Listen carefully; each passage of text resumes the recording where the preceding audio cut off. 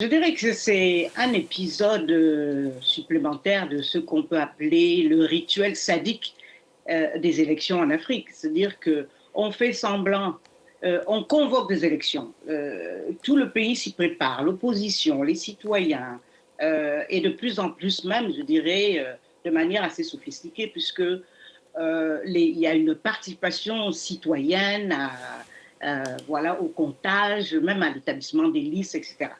Et puis, on se dit que ça va être l'occasion d'un changement par les urnes. Un changement ou alors une confirmation du président sortant par la voie démocratique. Et chaque fois, à quelques exceptions près, ça se termine toujours par soit des morts, mais en tout cas par des simulacres où la vérité ne sort pas des urnes.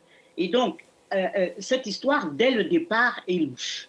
Euh, C'était assez, c'est assez caractéristique de cette histoire parce que le jour même, dans les heures qui ont suivi, c'est d'abord le président renversé qui dit, qui appelle, qui parle à la télé, en l'occurrence France 24, et il dit je suis renversé. C'est-à-dire, bon, c'est que ça se passe quand même pas trop mal. Ensuite, on sait qu'il a joint certains chefs d'État pour annoncer sa propre chute.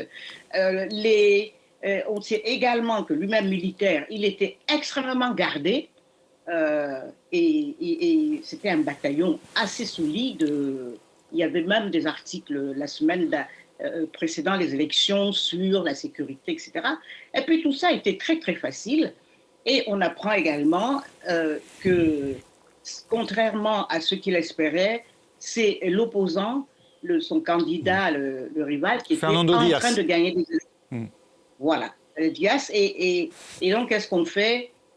On interrompt d'une façon qui est traditionnelle là-bas, parce que c'est un pays qui, en 30 ans, a déjà eu une bonne dizaine de coups d'État, on ne sait pas combien de tentatives, tous se soldent par des coups d'État, et que ce soit des vrais ou des faux.